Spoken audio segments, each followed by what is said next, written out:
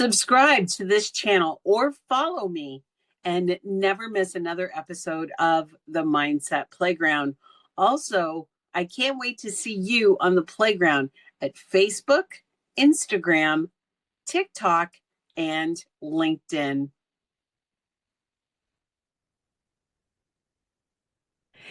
Hey everyone, welcome to the Mindset Playground. And I am your host, Luann Hunt. So today, I'm so glad that you've joined me because I have this friend who's coming to play with me on the playground today. And she's got a different name to start off with. So I hope I say it right, Maiko. And her name is Maiko. And, she does this really cool thing with businesses that's really kind of going against the norm, but it's so empowering and so psychologically important to identify your perfect avatar, your buyers, and the people who are in this for strategy all the way. So, welcome to the playground. Maiko, how are you doing today? I'm doing good. I just brought myself. I don't have any toys or anything, but let's play. You don't have to have toys to play, just a great imagination and a That's right. conversation. Because isn't that what we do on the playground? We have great conversations. Yeah. So I'm so excited that you're here today. And this is kind of a unique thing that we're going to be talking about. And let me ask you before we even get started, Yeah. you know, I know that you immigrated. Is it you that immigrated from Hong Japan. Kong, Japan? Sorry. Yeah. Okay. So hmm tell us about that. Yeah. So it's really interesting. I always go back to this point in my life when I face something that's challenging. Um, I mean, ignorance is bliss. That's that's the theme actually. So somehow, around, when I was 13, maybe 12, 13 years old, I made up my mind that my life actually existed beyond those coastlines of Japan. Where did I get that idea? I have no idea where that came from, to be honest with you. Well, actually, I had a neighbor who had an older daughter, and she she became an exchange student and went somewhere, and maybe that had an influence. Probably, my mother was talking about it that oh, so and so just went to the U.S. or I don't know if she went to the U.S. Anyway, I made up my mind. No rhyme or reason. That's how I decided. So when I became 17 years old, I said to my parents that can I join this exchange student program? I want to go. So that's where it all started. So it's not that my entire family immigrated. I still have family members in Japan. I came here in the US. I'm in New York right now. I have been in New York for years, but yeah, so that's all it started. And the the thing of it was a minute I got on the airplane. So that actually was my first time getting on an airplane, even. When I got on it, the tears came out of my eyes just all of a sudden. I regretted it. And at that time, my parents and my younger sister, they were all standing outside, and I can see them from the window. And they're waving, and I had to turn away because I didn't want to see them. I didn't want them to see me crying. And I regret it. I'm like, what have I done? I have no idea what I'm doing. And I'm on a plane and there's no point of return.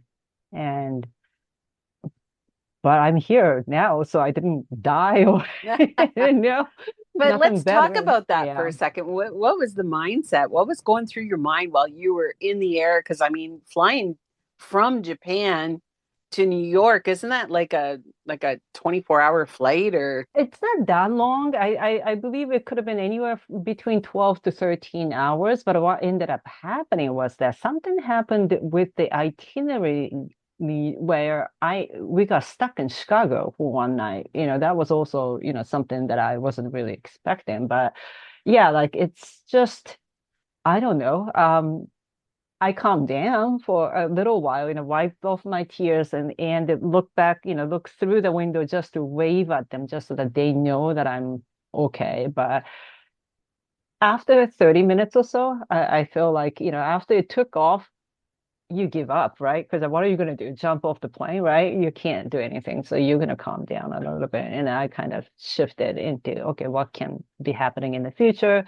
Get excited about it. But it was shocking because I didn't expect it. Like if I were prepared for that to come, then I would have been much better off. But that's not what happened. Like it happened out of nowhere. So it shocked me. Overcoming the shock first and then trying to, hide it from my family. Like all of those things was shocking. So now you've been here Yeah. for like Oh, almost I don't know. what They myself I made like moons for moons, eons. Yes. eons. So when you first got here, what was it that shocked you the most? Like, I mean, when you first got to New Yeah. York and or where were you going? Was it New So York? I was shipped off to upstate New York, so near Albany, New York. Okay. Now, my upbringing was that I grew up in the city. So I was born in Tokyo and grew up in Yokohama. So the the shocking part was the country living. That was shocking. It was very shocking. You can't go anywhere without a car. I felt like I thought that I was coming here for freedom, a- and quickly realized that the freedom wasn't all that available.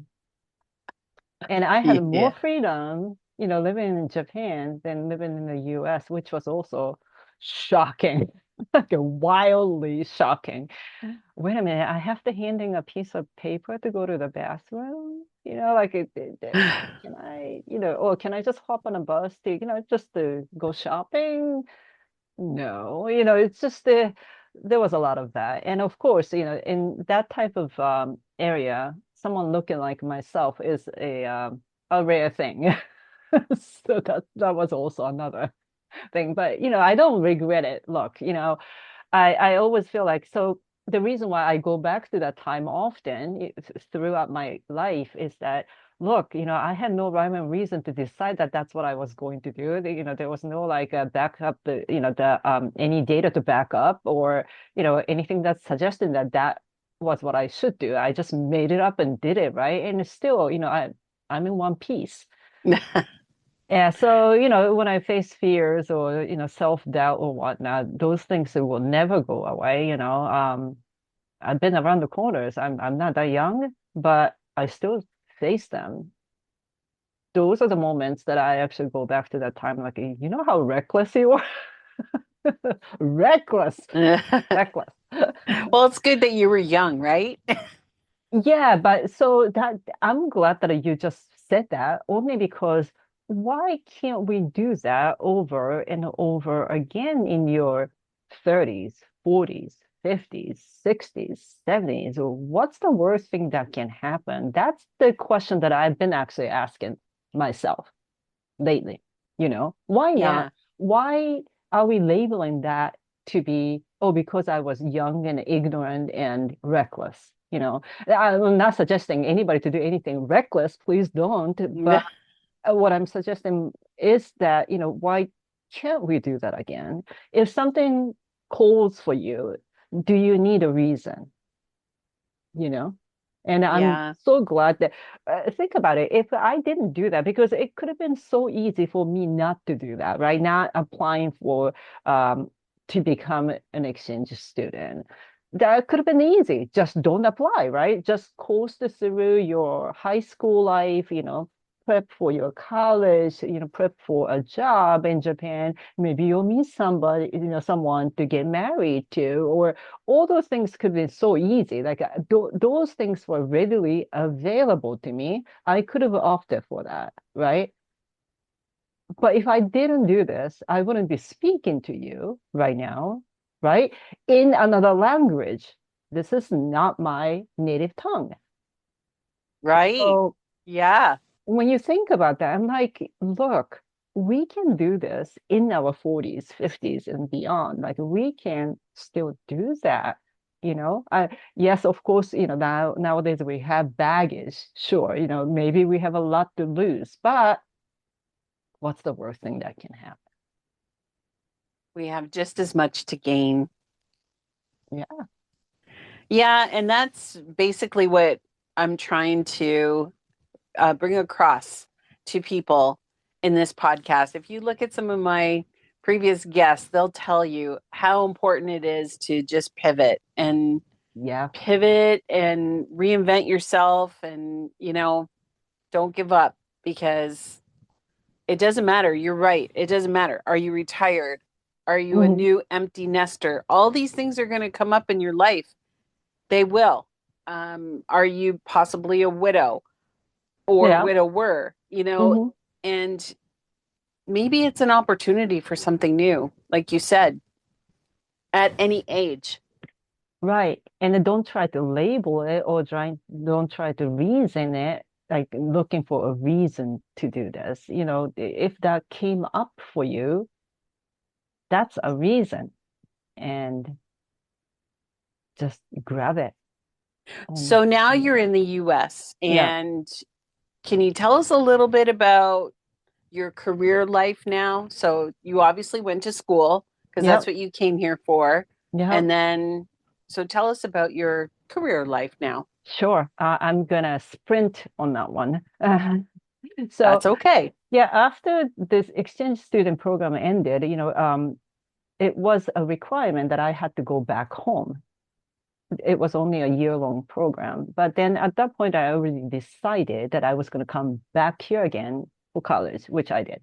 So I did that in the city. I didn't go back to exactly the same place. I knew that that really wasn't for me at that time. So anyway, I graduated and I always wanted to work in the music industry. I thought that I was going to become a musician and quickly realized that, oh, maybe it's not for me, but I want to be surrounded by that, that environment. So I did that exactly. Worked for a bunch of record labels in New York City. And I was doing music licensing, marketing and promotion, all those things. And I had fun. That was a great experience. But that industry was shifting at that time as well. iPod came out, right? The CDs were disappearing. Yes, I'm totally dating myself, right? Um, so the industry business model was shifting and a lot of people got laid off and I had to kind of look for something else to do, which I didn't want to do. I wanted to stay in the industry, but it was really becoming quite tough to stay in that industry. So I pivoted to become a business manager for high net worth entertainment clients. I just thought that that would be a slight shift and not exactly drastically different, right? I didn't become an insurance agent or an accountant or anything. So I went on with that, but I didn't like it so much because I was only allowed to talk about finance, accounting, and money, which was fine. But then when I talked to my clients, I wanted to talk about everything. What's the next project? Why didn't you take on the other project, and all those things. And I often got called into my boss's office being told that that was out of scope. So then I went back to get my MBA and realized that, you know what, I wanted to do consulting my own way. So that's what I did for a little while. And fast forward to several years, I did that for quite some time. And after that, I decided to create a quiz to promote my business. And at first, I felt like, should I jump on this bandwagon? Because it was all the rage back then. Marketers were talking about it like 2018, 2019. As it's it's almost like the way that they talk about AI nowadays. Marketers were all the rage about, you better have a quiz, this and that. So first I ignored it for a couple of years, but then, I've taken different personality tests, whether it's MBTI or DISC, or there are plenty of other ones, right? Colby, Enneagram, all those things. And I realized, I think there is something that I can do that sits in the middle. So not as extensive as, say, Myers-Briggs, but not as trivial like BuzzFeed quiz. So I created one and it did really well. probably by accident. And a lot of people start asking me about how I did it. So here I am doing that work. Well, I noticed on your website that you have kind of a step-by-step piece that a free piece that we can download, and Yep. you will show us, it's kind of a blueprint on Yep. how to create your first quiz. So, what made you decide to put that together? Yeah. So as a consultant, having the background as a consultant, I like to organize the process, right? That can be in the form of SOP or a framework or methodology or system. So when I was done with my quiz, so when I was creating my own quiz, there was none of that. I made all the mistakes, right? I was just trying it out. But since a lot of people asked me how I did it, that was the cue, that was a sign for me to put a framework together so that they don't have to go through what I went through. I did that all, based on trial and error, which is fine. You can do it messy, but it takes longer, right? To be honest, I created two quizzes for my business, and both times I ended up walking away for a couple of months because I hit the wall, and nobody wants to go through that. If they're really game to create one, they wanted to consistently work on it, create it, launch it, and let it take its course, right?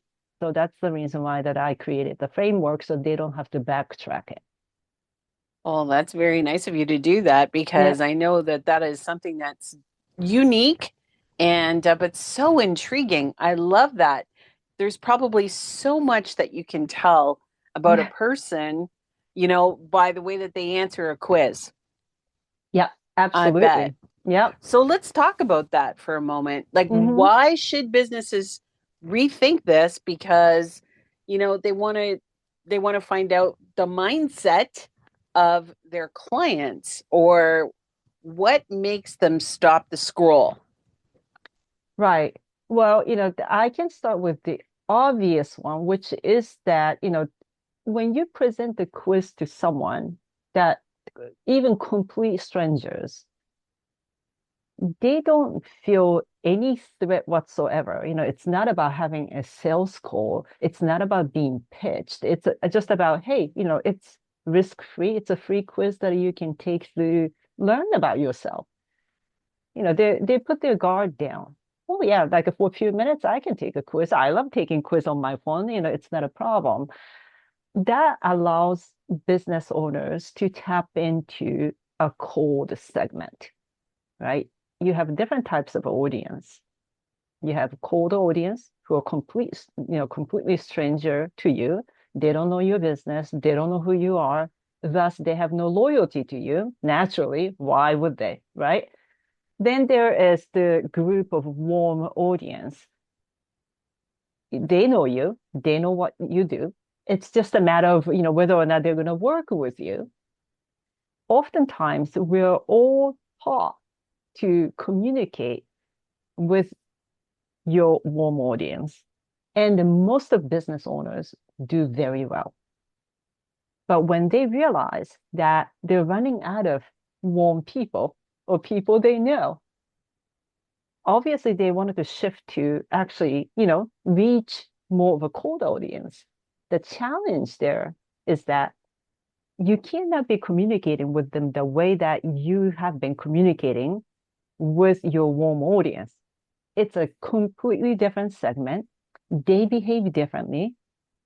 In some cases, they make a decision really fast and they could be great buyers. But if you don't know how to communicate with cold traffic, cold leads, you're pretty much leaving a lot of money on the table. And the quiz is a great solution. I'm not saying that that's the only solution. There are many other ways to go about it, but it's one of the easiest interactive, frictionless tool that you can use. Plus, I think not just the fact that as you said in the beginning, people's guards come down, but actually, when you think about it, a quiz is yes for the business, but it's mainly for the client. it's literally, I would say 98%, it's for them. So Yes. that you how you came up with a great point for me to actually talk about what's the difference between survey and quizzes. Um, I get this question all the time from my prospects, and my clients. They show up not knowing the difference, which is totally fine, but I want everybody to know what the difference is. The surveys are for you, right? You as a business, you are giving your survey out so that you can learn about them. Therefore, a lot of times you have to kind of incentivize it. Maybe you give out $25 Amazon gift card, or because what's in it for them to spend a few minutes answering questions and not getting anything. They're not learning about themselves or anything. It's all about you as a business, right? On the other hand, quizzes are all about them. It's about self-discovery. And when I say a quiz, I am talking about more of a assessment style diagnostic quizzes. So you would infuse your intellectual property into that. We'll talk about that later. But anyway, it's designed in a way that they get to learn about themselves. That's the key. It's not for you to learn about them, although you can. And it's not about you filtering those leads either. You don't want to do that because you're going to turn away a lot of people. Well, I think that the way I see a business doing a quiz, which is smart because I'm going to take the quiz and maybe the end result, there are four different types. Hmm. So I'm going to be able to put myself into a particular type. So now I know about me, Yeah, right? And so exactly. now I can use that information to research about me, not Hmm. about 25, other women who are maybe going through the same thing, but Right. about me personally, because Exactly. there's no such thing as, one size fits all. There Right. really isn't. Right. So basically the quizzes would often sit on top of your funnel, the customer journey. So you wanted to target those strangers who could be ready to buy something from you, right? And what a quiz does for them is just as you said, they get to learn about themselves, and also you are giving them a language, a shared language that they can use to identify who they are. So, as you said, like, let's just make it up, right? This is a playground. So let's jam this. You have a quiz. Let's just say that, right? And there are four different outcomes, maybe four different persona types. I often call those archetypes, right? And one of them would get something like quiet strategist, as we are talking about before, quiet strategist as one of the personas. If that person resonate with them, like if that is me, so weird that I always had a hunch about this, but I couldn't quite figure out a way to describe it. But this quiz just did it for me. I am that type and I'm proud of it. Immediately, at that moment, you established trust with them without you showing up. You didn't come onto a video and talk to that person, right? Your quiz did it. And they will be ready to actually have a conversation with you just because they are blown away by their results. That I always thought about something like I was circling around that idea. I just couldn't get to it. But this quiz gave me a language to describe who I am and what I need to do and what I can really lean into. So I wanted to work with the person who created it because obviously that person pinpointed what I was going after. And that's magic. You can't really do that with any type of static lead magnet like a checklist or meal planning or a map or even my framework itself, how to create a quiz. That's a static ones, and they all have a purpose. I'm not discounting on them, but this type of experience that I just described wouldn't happen with those tools. Right. Wow. And so, what are some of the things that you find when you are talking about a well-crafted quiz? Mhm. Um, what what are some of the things that you're finding with like so many coaches that are trying this type thing, Yeah. and what makes it so different when it Yeah. comes to So yeah. let's start with the fundamental, and I'm going to shift. So the two step. Okay. So the fundamentally what they're thinking or what they're focusing more on is the funnel itself. A quiz funnel, it's a mechanism, right? You have to have it, of course. And that's, where I come in to help my clients. But funnel itself isn't all that important. It needs to work. So, you need to pave a path for them, right? Somebody learns about your quiz. Somebody will go to your website, click on the button, take that quiz, enter the email address to get the results, right? Then after that, you can nurture them with your email sequencing that is fully automated. So you're not doing that manually.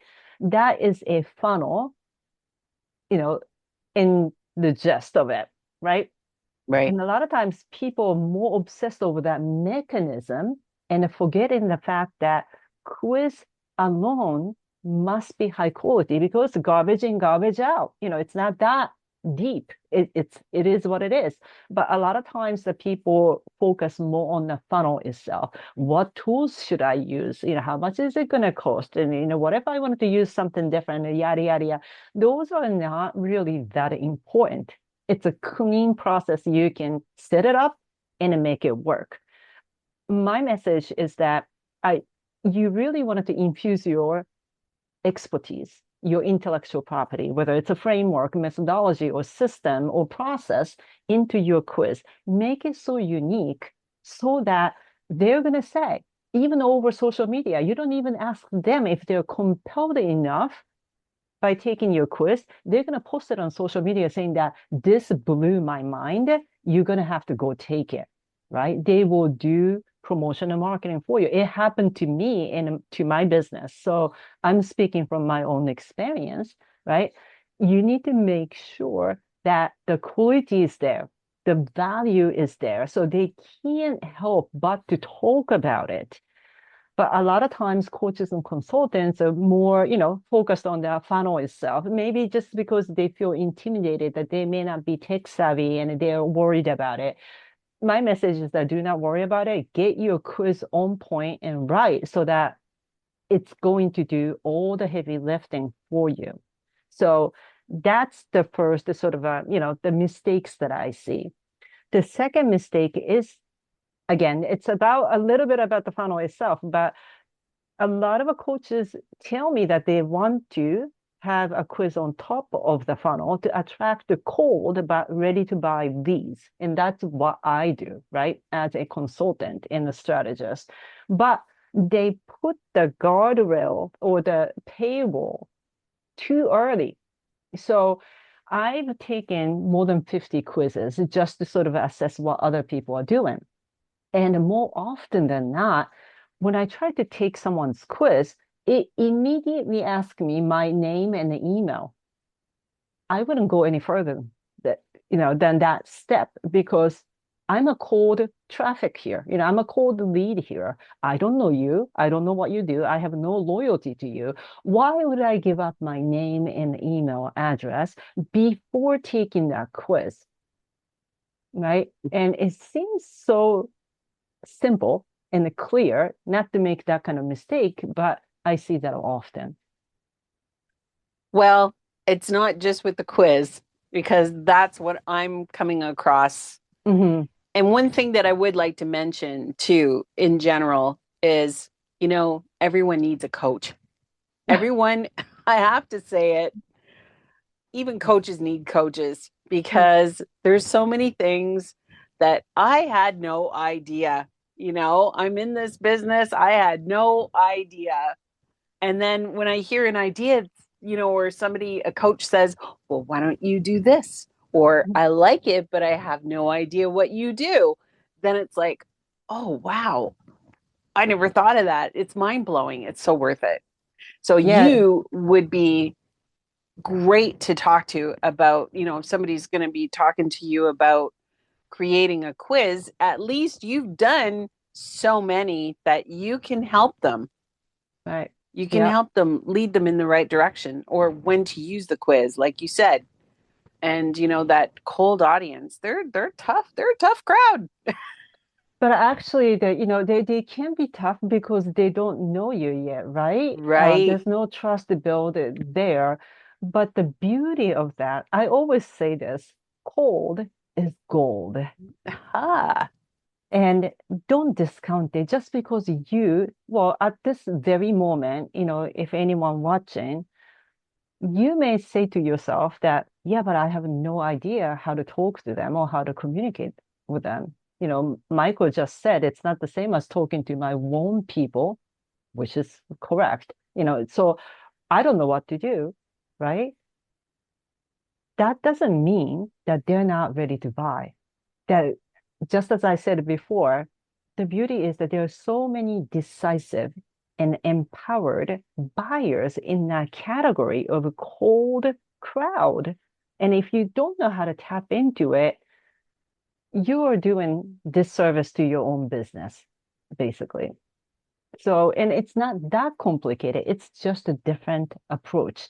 They don't want to get on the sales call. They don't want to be DM'd about what you're selling. They don't want to be warmed up with some kind of educational content. They're often problem aware. They're shopping for solutions, but they wanted to do it on their own terms, on their own time. So if your quiz can showcase what you have in your bag, how closely you understand them without you showing up, they feel satisfied, right? They get the results and they read it and they go, wow, it's spot on. This is kind of a freaky. I'm looking over my shoulder and to see if that person is standing right next to me or what, right? That moment, they actually become warm without spending 3 months emailing them, right? Or doing live on, I don't know, Instagram or LinkedIn or whatnot, trying to show up and get them familiarized with your face, with your demeanor, your voice, your tone. It takes long, but it doesn't have to. wow, that's some great nuggets right there. Some golden nuggets. So, wow. You talk about misaligned referrals and no-show webinars. Yeah. So, what are business owners misunderstanding about their buyer's readiness? And how does the quiz filter that? Yeah, that's a good question. So, first I wanted to say that those things are not dead. I'm not here to declare dead for anything. Webinars still work. I do webinars, right? I also give referrals. But those things are actually designed for warm audience, as you can imagine, right? You wouldn't give referrals if you don't know that person. So you might be networking, you might be showing up for networking groups or join some kind of online business communities.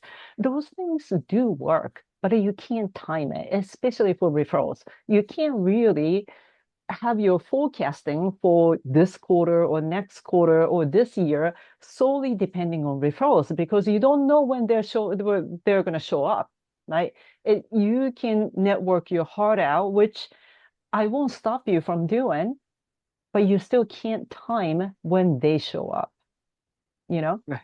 Yeah. And and the webinars, also webinars are for warm audience. I think a lot of people misunderstand this. The webinars are for warm audience. They're not going to give up on their 1 hour, between lunchtime or in the afternoon or early in the morning or Saturday night, showing up to a workshop, knowing that they're going to get pitched.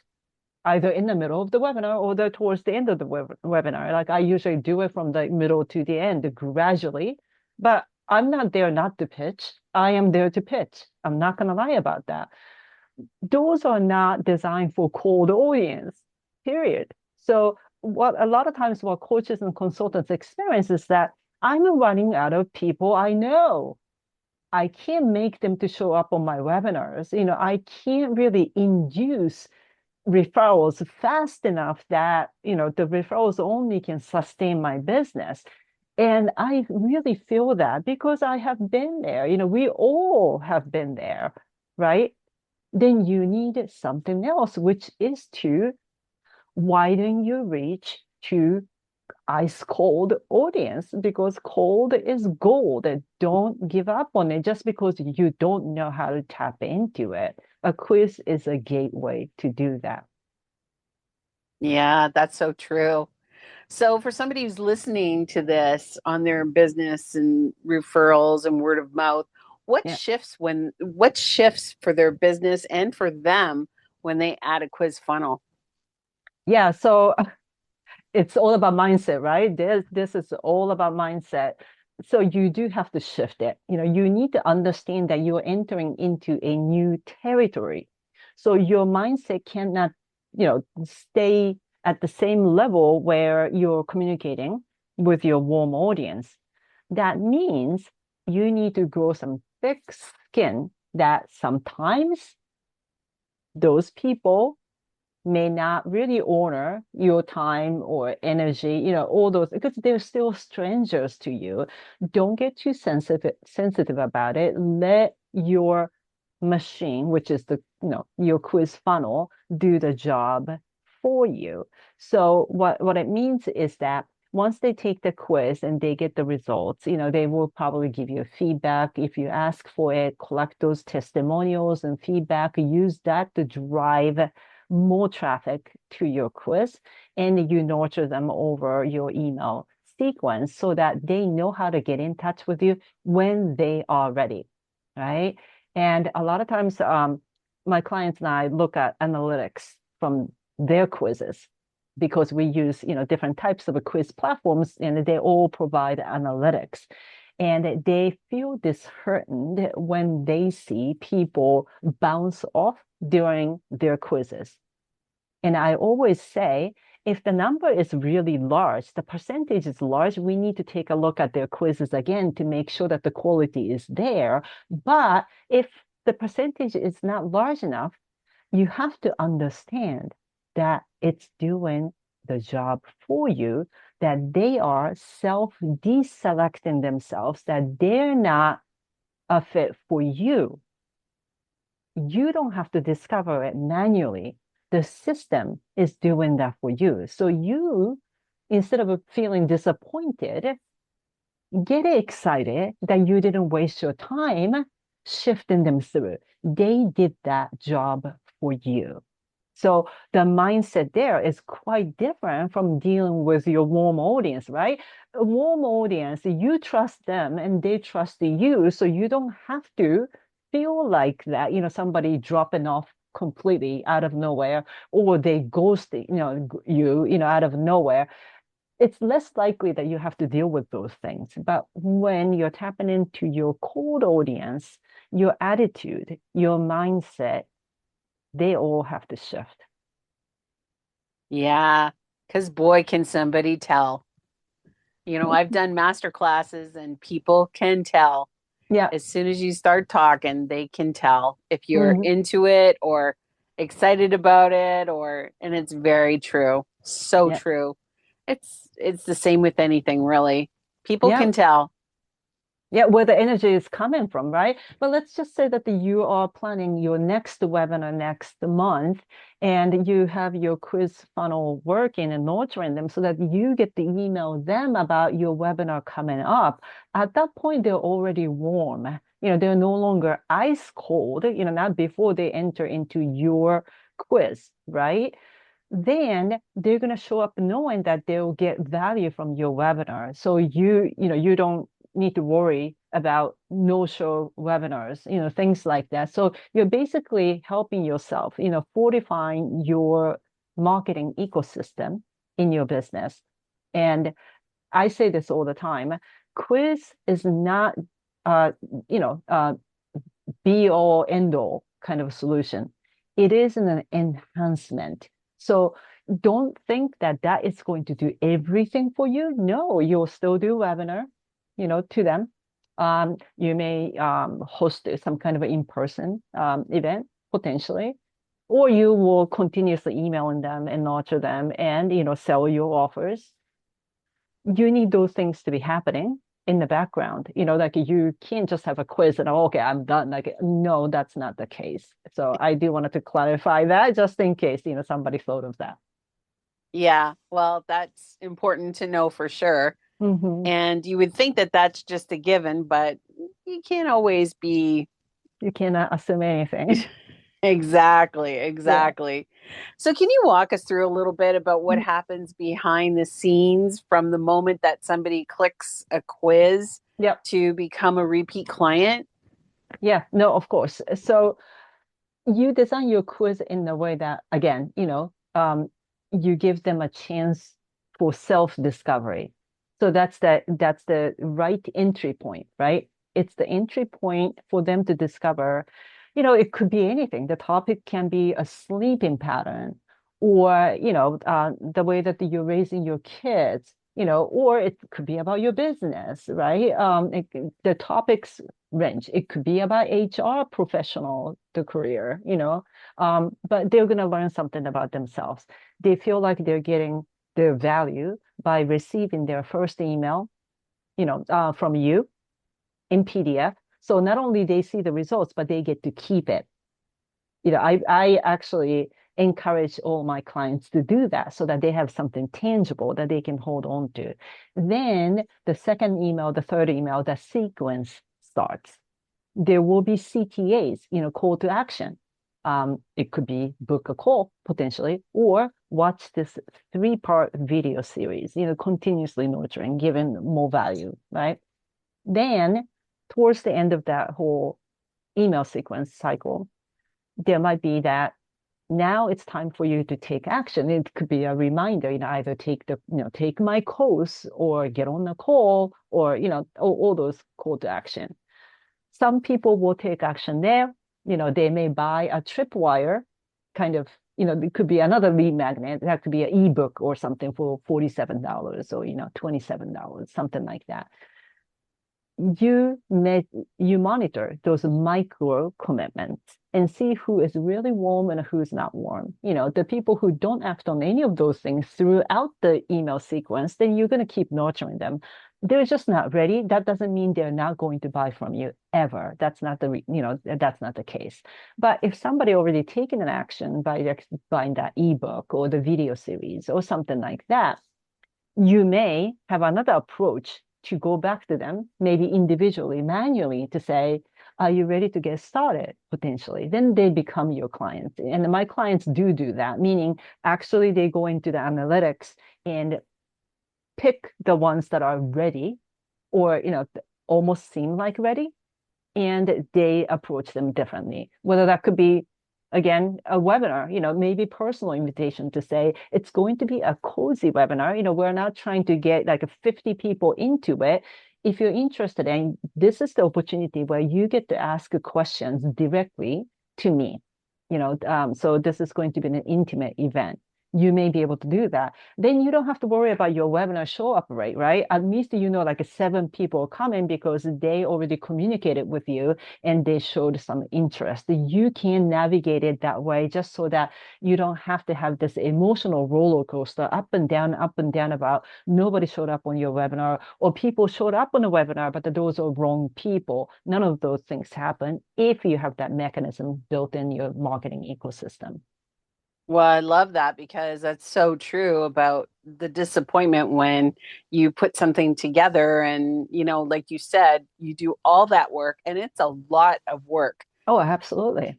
And you're convinced, and I mean, it's happened to me. You're convinced that people will love what you have and they will show up. You remember the old saying, if you build it, people will show up. Well, Right, right, right. They'll come, right? yeah. But they don't. And I can share my own experience just so that, like it doesn't feel like I'm on my soapbox because I'm not, I'm not. I had so many no-show webinars before, a long time ago, right?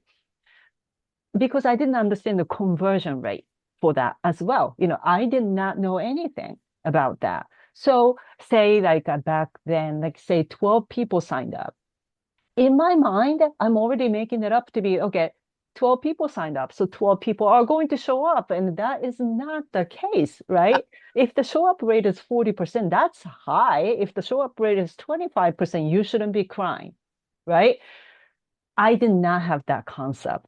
Fast forward, whatever several years forward, that, well, now I know that if, 40 people showed up and if 28 people show up, then, well, that's a win. That's a huge win, right?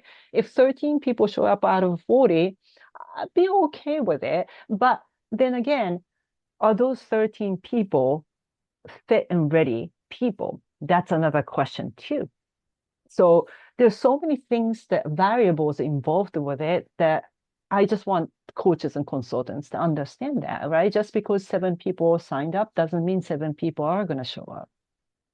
That's for sure. You're lucky if you can get one of those people who signed up Yeah, to show up, which is really true. That's the truth behind it all, yeah. because you have to continue to remind them that it's coming up, and you have to keep sending them messages, and then, life happens. As I always say, life gets lifey, Yep. and things happen, and people don't, like your best friends will show up, hmm They you will know, support you, they but will support again, you. you're gonna run out of them. Like you can't be doing that every single time, like every week or every month, how often ever you do, you're just not going to be able to keep up with that. So you need another mechanism. That's where this, the piece of tool that comes in that runs 24/7. You're not touching it. After you do somewhat of an extensive promotion in the beginning, it starts to run and Google will notice or Pinterest will notice, of course, that's something that I guide my clients through how to do that. But then you're really hands off, you're asleep, you're running errands, you're running your business. That machine is running. And when I experienced that in my own business, I was really blown away. And it also provided peace of mind that I'm building my email list without me. And that was a huge relief because everybody knows the coaches and consultants and service providers, they all know that your email list is your asset, right? And you know to build one, but you get sidetracked, you work in your business, you don't get to work on your business, and that gets pushed aside. No more because something is running 24/7 and I don't get involved. My email list grows. All I need to make sure is that I am giving them value continuously through my emails so that they have been taken care of, whether or not they're ready right now or a 6 months from now or a year from now. In some cases, some people showed up in my business saying that, I've been following you for 2 years. It happens. That's their pace. I don't get to control that, right? But my email will always take care of them. And having that mechanism, like it really, really made me feel so relieved that I don't have to be everywhere touching everything to make it work. You don't need to. Wow, that's great. And what type of consultants or coaches will benefit most from Yeah. your approach? And maybe tell us a little bit about who wouldn't be a good fit. Absolutely. Yep, absolutely. So I always recommend those who are running their service business, whether coaches, consultants, or like a pure service providers, they are well into their business, whether, maybe more than 18 months, 2, 3 years or so, where they have their own framework or they have their own approach to solve a common problem, so they have a unique approach. Then I can work them to turn that information infuse it into a form of quiz so that it's seamless, where they stand, what their approach is, and that gets reflected on their quizzes, right? So, and also they have their own marketing ecosystem happening so that either they're very active over LinkedIn or they're active over Instagram. I don't care which platform it is, but that they have their standard promotion and marketing going to promote their business. Then that quiz can become another layer on top of it as an enhancement so that their entry point is clear for all the cold people out there, right? So that would be the most ideal scenario. But I also work with coaches and consultants who are somewhat new to the game, running their business and all of it. But the end game is different. So the first one that I just described, their end game is to convert cold leads to buyers rather quickly by using their quizzes. That's the ultimate game, right? For newer coaches and consultants, their end game is using that as a market research tool. They can still create a lighter version of a quiz. Maybe it's not as extensive when it comes to diagnostics and assessment side of things, inside of your quiz. But you can put some lighter version of it, promote it as much as you can, and get feedback from it. Then the people who come to their email list will be that market research playground, so to speak, where they can ask questions like, what would you like to see from me, right? What kind of a help that would really excel you to get to the next level or next chapter?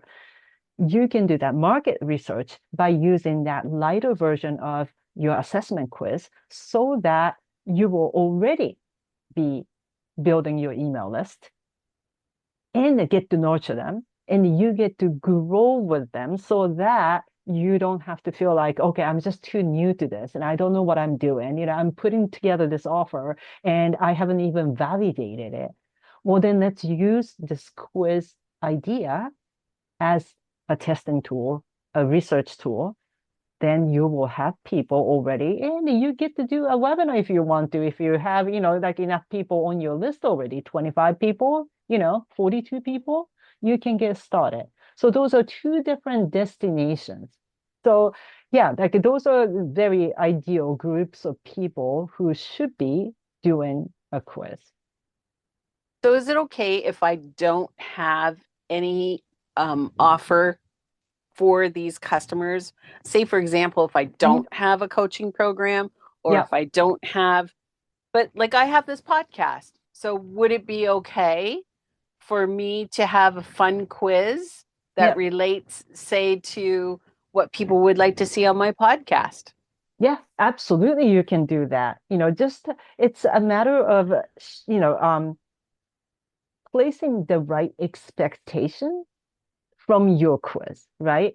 If that is your expectation, slightly experimental and more like a market research tool, if you treat your quiz that way, then your expectation is, in the right place, right? You're not trying to convert and sell something immediately because that gap will cause a lot of mental, the fiasco inside of you. You wanted to definitely avoid that. But I love that idea. You don't have to.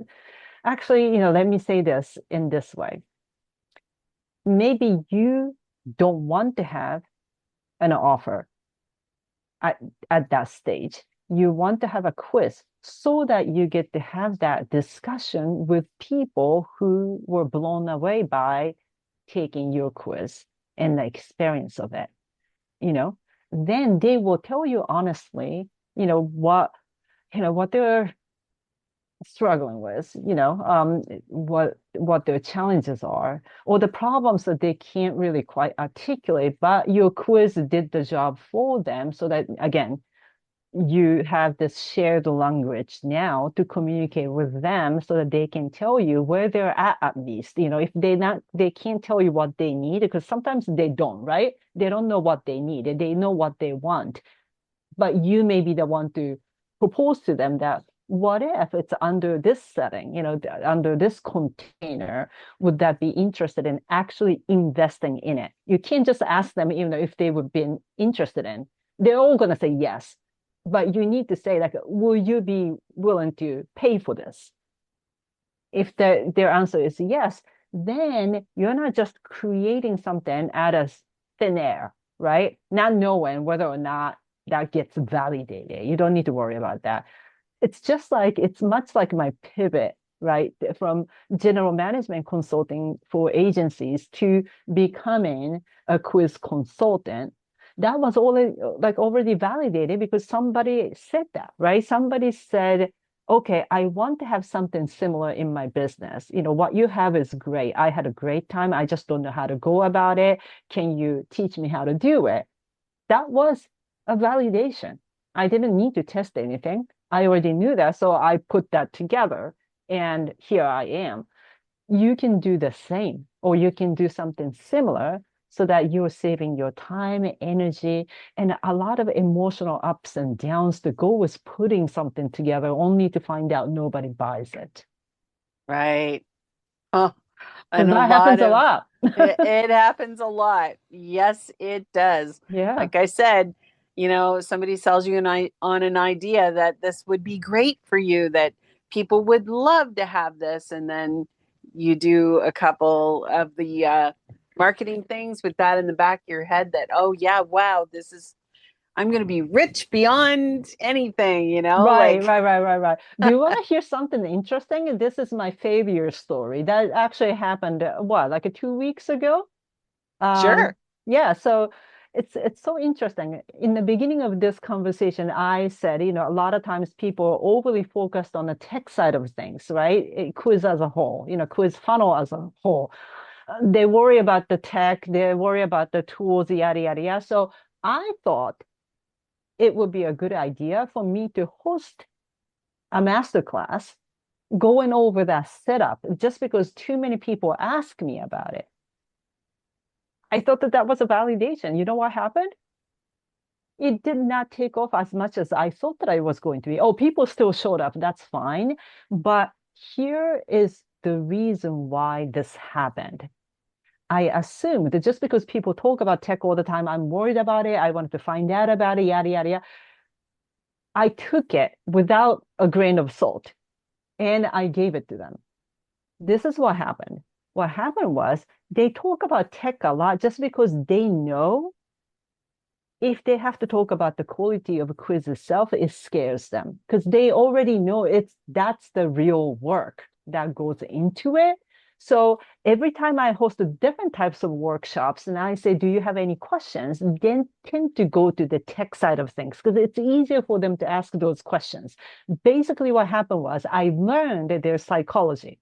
I learned that they're using tech as an excuse not to actually commit to creating that quiz that requires a ton of work because you need to have, some kind of IP, right? Intellectual property, ideas, the frameworks, and between my client and I go back and forth about that extra dimension that you have in your results may be derailing people from having clarity. This is the kind of a conversation that we have all the time. That's deep work, right? That really scares them. So they want to talk about tech, but they don't want to learn about tech. That's what happened. So, this goes to show that you still have to experiment. You cannot be afraid of failures. Yeah, okay, so that was my time doing slides, and promoting the workshop. Just as you said it before, it takes a lot of work to do that, right? But I am not in a place to get disappointed about it because I took away something really big. This was the realization. People just use tech as an excuse. They don't actually want to learn about it. Okay, no problem. I learned that. And let's move on. Yeah. Oh my gosh, that's so important. It's so, so important. So I always ask, and I know that you've seen a couple of the episodes for the Mindset Playground. So I Yeah, do always ask my guests for three golden nuggets that they can leave the audience with. And I think that this is a perfect time to set up for that because of of course. your story, which is so true. So Yeah. what would your three golden nuggets be? Yeah, so throughout this conversation, we touched on different things, right? So the number one would be that you don't always have to have a reason to do something. If you thought about it, that's enough, right? You thought about it. You don't need to overanalyze that, right? And the nugget number two, that would be that if you discovered today that there is another segment of buyers that you never thought about, which is the cold but ready to buy buyers, I want you to think about it more about this, how they behave differently, and how you can communicate with them. That would be number two. And the number three golden nuggets, I guess it's that the failure side of things, right? There's no failure really. Yes, you might be disappointed a little bit or whatnot, just because you put so much into your work to do anything, whether that's a webinar or speaking on the stage or writing long emails to them, all those things. You're always learning anyway. So don't get too serious about that. At least you're taking something away from each experience, then you are progressing. So if you avoid those things, your business is not going to excel. And this is not something we learn in any type of educational institutions, because they promote you to become a good worker. So they tell you not to make any mistakes. You will lose your paycheck or you'll lose your job. Don't experiment too much. Just be more compliant. All those things, they are out of the window. If you're running a business, you're going to have to make mistakes, right? You need to be okay with it, right? And you need to try different things all the time and find your way to find out what works. And that's completely counterintuitive from what we've learned in our lives.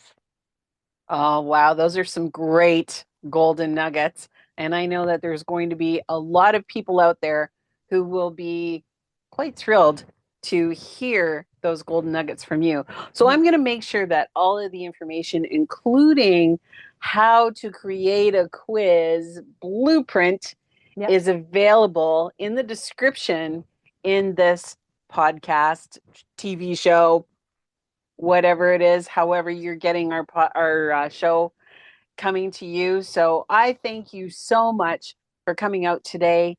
And my pleasure. yeah, it's been great. So thank you for your information. It's been so amazing. Yeah, absolutely. I had a great time talking to you, and I knew I would. Oh, thank you. And me as well.